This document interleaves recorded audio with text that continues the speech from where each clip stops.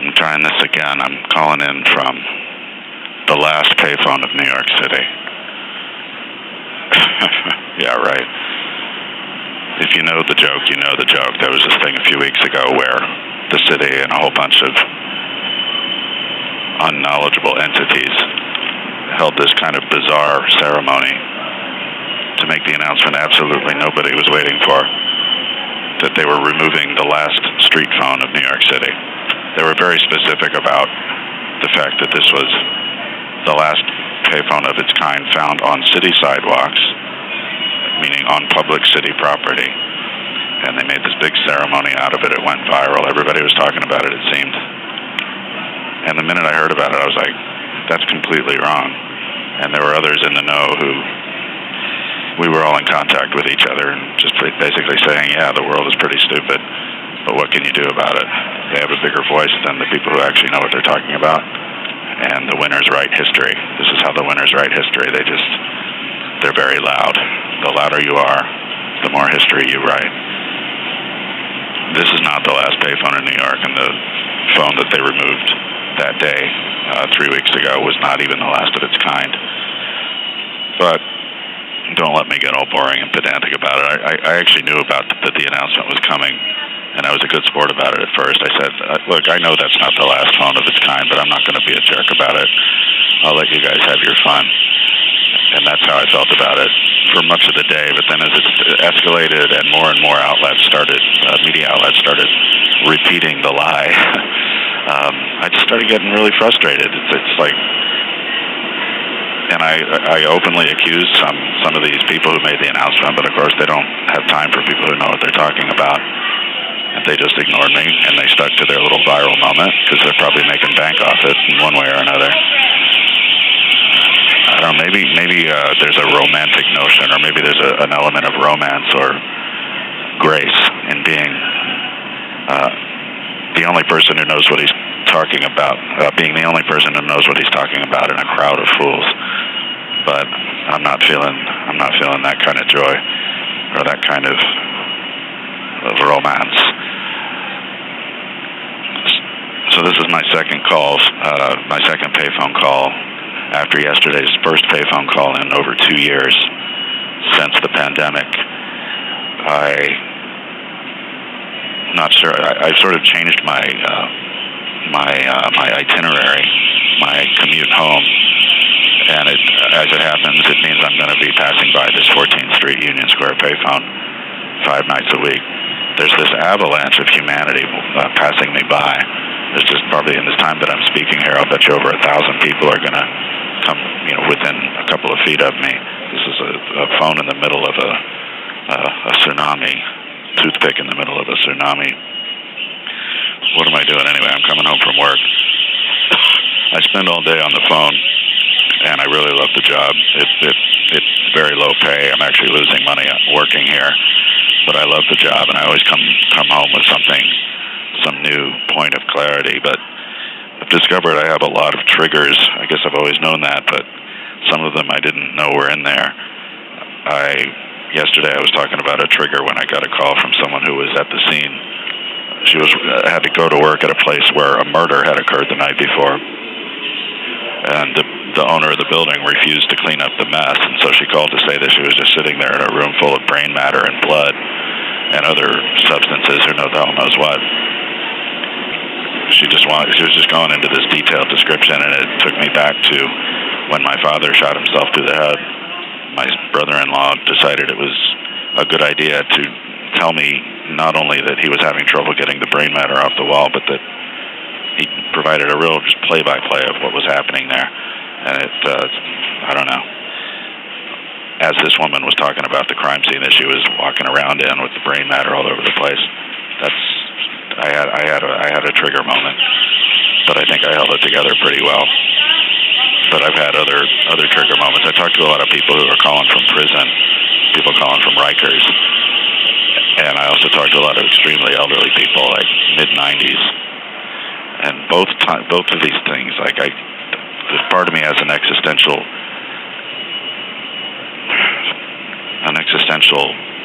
burp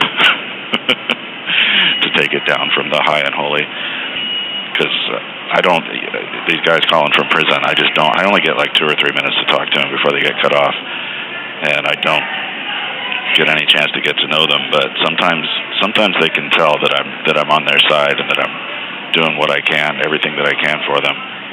But a number of times now they've just blurted out, they said, Mark, don't ever end up in this place, man. It's a fucking shithole. Don't ever end up at Rikers.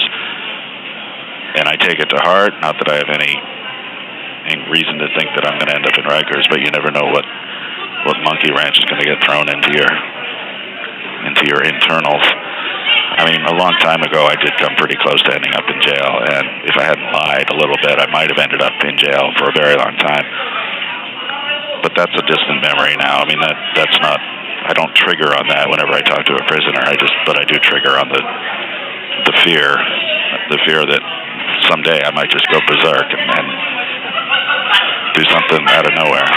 Boy, somebody's really getting at it right now behind me. And the other trigger about the elderly people is that I don't believe I ever said this to myself, but I was talking to a 92-year-old woman, and she kept throwing the phone across the room and then picking it back up, and just kept doing this over and over again. And she would complete her sentences while she was holding the phone in her hand, and then she'd throw the phone again.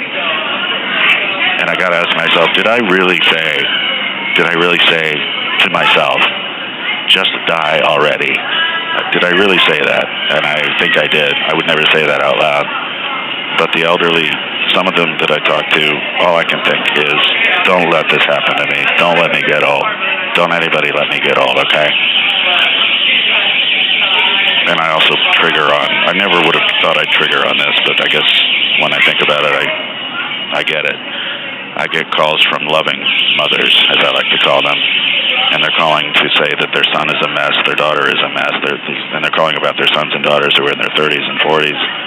They can't stop the drugs, they can't stop the drinking, they can't stop the hookers, they can't stop going to jail, and they're calling somebody just to see if anybody can do what they can to save it. This one mother was talking about her 40-something-year-old son, and she would describe him as filthy and stinky, and he smelled putrid, and he was not taking care of himself. But she would say all these things with perfectly monotone, not judgmental, not disparaging, not looking for sympathy either. It was just matter of fact, this is my son, this is who he is.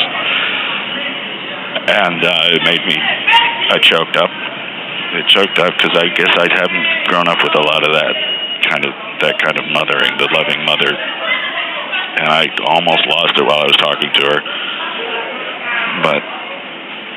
But speaking of this sort of thing, I called NYC Well on Sunday for the first time that I've ever called them, as far as I can remember. Although let me backtrack on that in a minute. But I just wanted to talk because when I started doing, I was just talking about what a long, strange trip it's been about the last 4 years. What I started talking about was that I drink, but I don't want to quit because I like drinking. I just don't want to quit. Why should I? I don't really drink that much anymore, but I know how this works. The more you drink, then the worse it is on your system. But that's how it started with, I don't want to quit drinking. The NYC Well woman said absolutely nothing, which is fine with me. I talked for like 20 minutes, and I went through the whole saga of how I tried to hang myself a few years ago. And when I got to that point, I told her, the same story I've told a number of people in my life, that after I did that and after I failed, as cliche as this sounds, I started to savor and appreciate and relish every sensation of being alive, from just the air blowing over my skin and the taste of a strawberry and the breathing deep and the feeling of all my internal organs shifting to the movement of my breath moving through my body. And then it came down, and then this evolved into rediscovering masturbation, and it felt like I'd never done it before. I felt like I was 8 years old again when I first started at that, and well, maybe more like 13, but I remember thinking about those things at about 8, but not really becoming alive about it until 13. And that's when the NYC Well woman just suddenly started talking. She's like, okay, how can I help you? Can I get you a referral to, who can I refer you to? And so I gave her a zip code and a secret email address, and she just didn't want to hear about the masturbation thing. And that's very different from people who I know in my reality who more often than not have been like, dude, I was telling my woman friend of mine, she's like, I masturbate here at my desk, at my office desk, 2 or 3 times a day. And there's like, it's taken a while, but the shame is finally, I think I'm finally over the shame.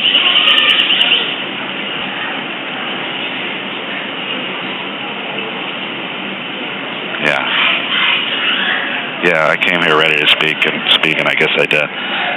This phone is kind of cracking up on me a little bit, but mostly, if the call yesterday was any indication, it all sounds pretty good. I'm going to do what I did yesterday, leave the phone on top of this set, and pick up all the glorious sounds of this subway station.